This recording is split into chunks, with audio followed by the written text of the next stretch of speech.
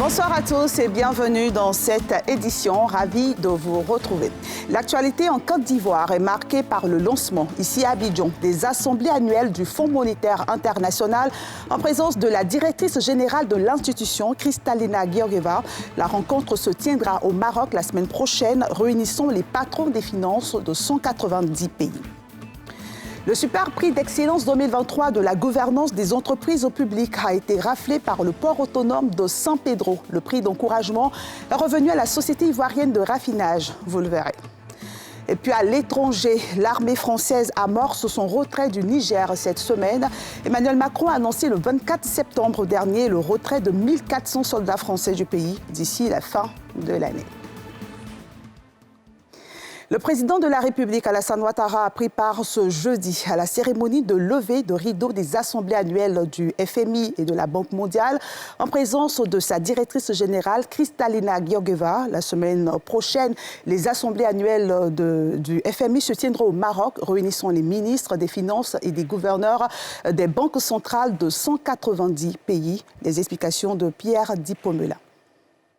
En prélude des assemblées annuelles du FMI, Fonds monétaire international et de la Banque mondiale, prévues du 9 au 15 octobre à Marrakech, au Maroc, la directrice générale du FMI, Kristalina Georgieva, a salué les performances économiques de la Côte d'Ivoire avant de décliner les priorités d'action lors de la cérémonie officielle de levée de rideau à Cocody. Le président de la République, Alassane Ouattara, prenant part à ces assises, a relevé l'injustice que subit l'Afrique du fait du changement climatique. Polluant très peu, c'est pourtant elle qui paie le lourd tribut. L'Afrique ne contribue qu'à hauteur de 4% des émissions mondiales de gaz à effet de serre. Pourtant, notre continent, plus que tous les autres, est la principale victime et subit de plein fouet les effets dévastateurs du changement climatique.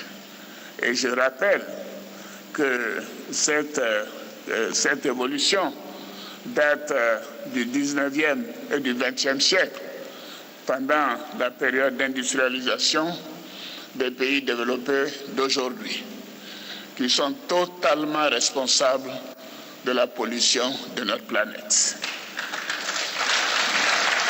En Côte d'Ivoire, par exemple, selon le rapport 2023, la Banque mondiale sur le climat et le développement, l'absence d'action et de financement appropriés, le changement climatique entraînerait une perte potentielle de 13% du revenu par habitant à l'horizon 2050.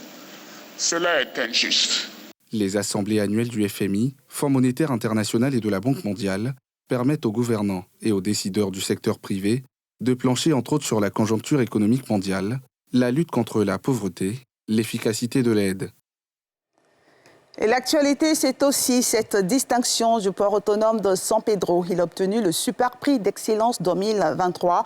Les lauréats de la 5e édition du prix d'excellence de la gouvernance et de la performance des entreprises au public ont été récompensés ce mercredi 4 octobre au cours d'une cérémonie présidée par le ministre du Budget et du portefeuille de l'État, Moussa Sanogo. Les précisions de Nadia Edia et d'Eric Kimo. Le super prix est décerné à la société Port autonome de San Pedro. Le port autonome de San Pedro est sur la plus haute marche sur le podium pour l'édition 2023 du prix d'excellence de la gouvernance et de la performance des entreprises publiques. En raflant le super prix d'excellence, l'entreprise s'inscrit dans la vision du gouvernement. Le port de San Pedro, ce n'était pas un grand port. C'était 800 000 tonnes, 1 million de tonnes. Aujourd'hui, nous sommes à plus de 7 millions de tonnes. Et demain, nous irons encore de l'avant. Nous allons tout mettre en œuvre pour que les recommandations du président de la République, les recommandations du gouvernement soient respectées. Au cours de cette édition, plus d'une dizaine d'entreprises publiques ont été primées dans plusieurs catégories, dont la Sodexam. Le secteur de l'aviation civile a été durement touché par une crise sanitaire sans précédent et nous avons connu des résultats déficitaires 2 années successives.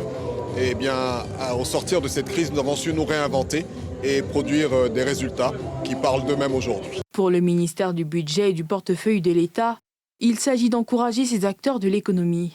L'objectif, c'est de renforcer la gouvernance, et renforcer la qualité de la gouvernance. Et puis, on va dire, inculquer la question de l'ambition au sein de nos entreprises publiques.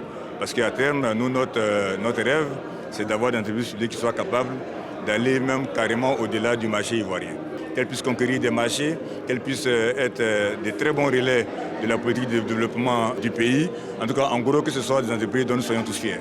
Le prix d'encouragement de cette édition a été décerné à la CIR, Société ivoirienne de raffinage. La semaine de l'investisseur est une campagne mondiale visant à sensibiliser sur l'importance de l'éducation financière, de la protection des investisseurs. Dans le cadre de cette semaine initiée par l'Organisation internationale des commissions de valeur, la directrice de la Bourse du Luxembourg était aux côtés du directeur général de la BRVM. Les explications de Nadia Ija et de Tanguy Kono. Merci d'ovationner, mesdames et messieurs. Cette sonnerie conjointe de la cloche par le directeur de la BRVM, Bourse régionale des valeurs mobilières, et la directrice de la Bourse de Luxembourg, traduit l'engagement de ces deux marchés de capitaux à œuvrer pour l'éducation financière. C'est symbolique parce que nos marchés s'interpénétrant progressivement, les investisseurs agissant dans les différentes régions du monde, que vaudrait une bourse en Afrique où l'éducation financière est faible, et où des investisseurs internationaux cherchent à investir. Ce sera une bourse inefficiente, irrationnelle, donc qui n'intéresserait pas les investisseurs des pays où l'éducation a avancé.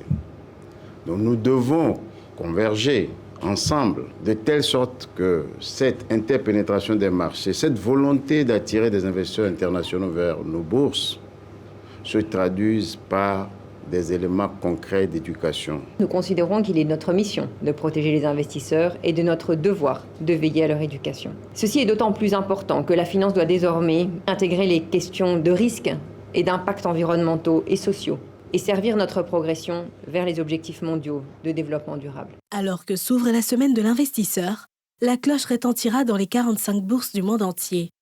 Grâce à la collaboration établie avec la Bourse de Luxembourg, la BRVM espère dynamiser davantage son action.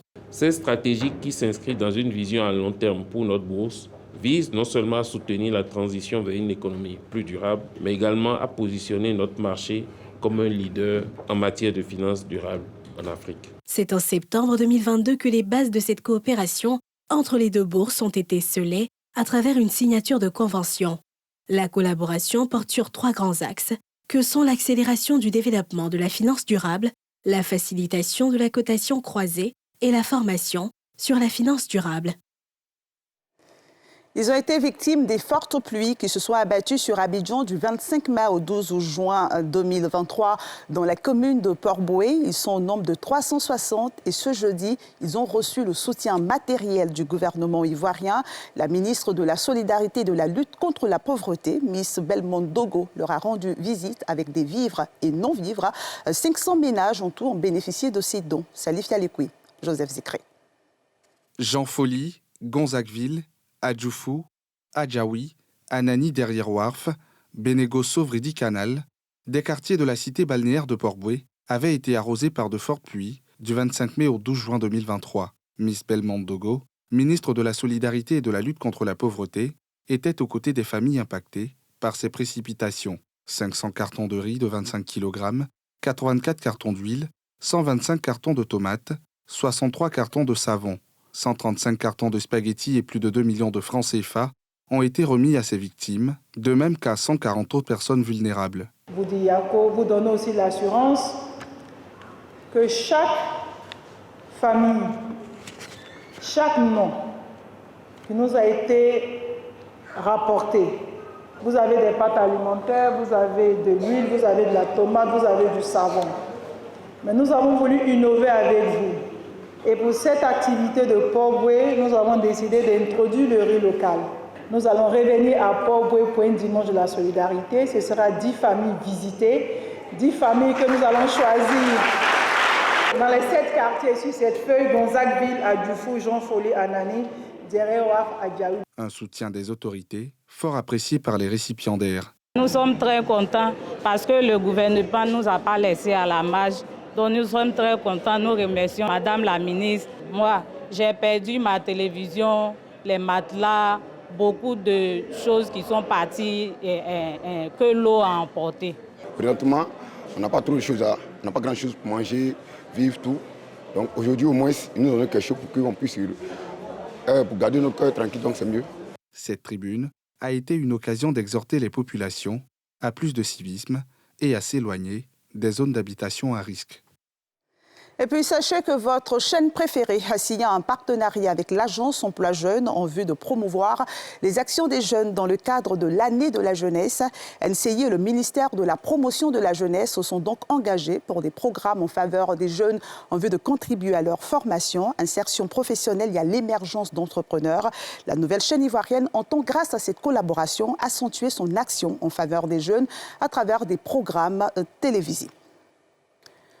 Le Sahara, le plus grand rendez-vous de l'économie agricole en Afrique de l'Ouest, se tient depuis le vendredi dernier à Abidjan et se poursuivra jusqu'au dimanche prochain. Occasion toute trouvée pour les acteurs du secteur de promouvoir leurs produits et activités.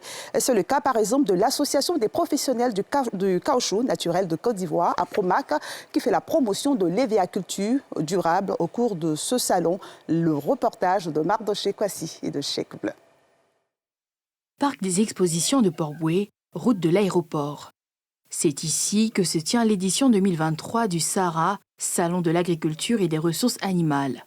Au cœur du hall d'exposition, le stand dédié à la promotion de l'évéaculture et de ses dérivés. Les visiteurs se succèdent dans ce périmètre, certains pour découvrir cette spéculation, d'autres pour se renseigner sur les techniques culturales ou encore à apprendre davantage sur le circuit des productions du caoutchouc naturel. J'ai appris un peu le processus de la plantation jusqu'à l'usinage.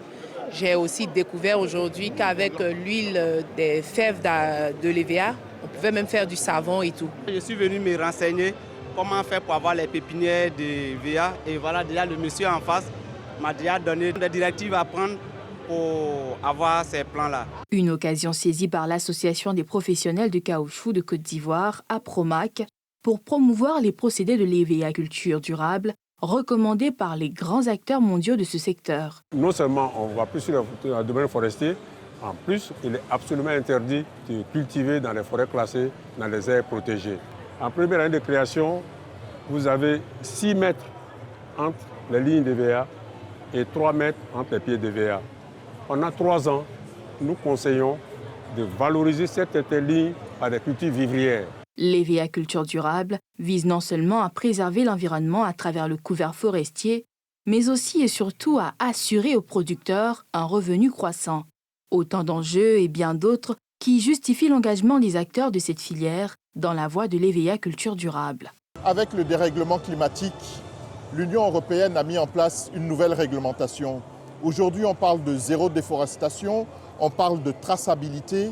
Et il faut que le monde entier sache que nous produisons un caoutchouc durable. Nous nous conformons à la nouvelle réglementation européenne afin que notre caoutchouc soit bien valorisé pour que nos planteurs aient une très bonne rémunération. Preuve de la détermination des acteurs à faire la transition vers l'évéaculture durable, l'APROMAC a initié récemment un programme de formation dénommé « Programme d'appui à la formation au métier de l'EVA ». Et hors de chez nous, le retrait imminent de l'armée française du Niger. La France a déclaré jeudi qu'elle commencerait à retirer ses troupes du Niger cette semaine. Le 24 septembre dernier, Emmanuel Macron a annoncé le retrait de 1400 soldats du pays d'ici la fin de l'année. Il a précisé que la coopération militaire avec le Niger était terminée. Pierre Dipomela. Le président français Emmanuel Macron avait annoncé le 24 septembre dernier la fin de la coopération militaire avec le Niger et le départ progressif des 1400 militaires français présents dans le pays sahélien d'ici la fin de l'année. Le chef de l'exécutif français se conformait ainsi à la volonté des nouvelles autorités ayant renversé le président Mohamed Bazoum, qui ont dénoncé les accords de défense liant Niamey à Paris. L'état-major français a assuré que cette opération se déroulera conformément à la planification arrêtée. Répondant à cette déclaration, le Conseil national pour la sauvegarde de la patrie CNSP et le gouvernement nigérien, eux, ont dit être attentifs à ce que ce retrait se fasse dans le respect de leurs intérêts et selon leurs conditions. Quelques 1000 soldats et aviateurs français sont déployés sur la base française de Niamey et 400 aux côtés des Nigériens à Walam et à Yoru, dans la zone dite des 3 frontières entre le Niger, le Burkina Faso et le Mali, sanctuaire du groupe État islamique. Les 400 soldats français, basés à Walam, seront les premiers à plier bagages. Et c'est la fin de ce journal de la rédaction d'NCI. Merci de votre fidélité. Prenez soin de vous, de ceux qui vous sont chers et de vos rêves. Très bonne suite de programme sur la nouvelle chaîne ivoirienne.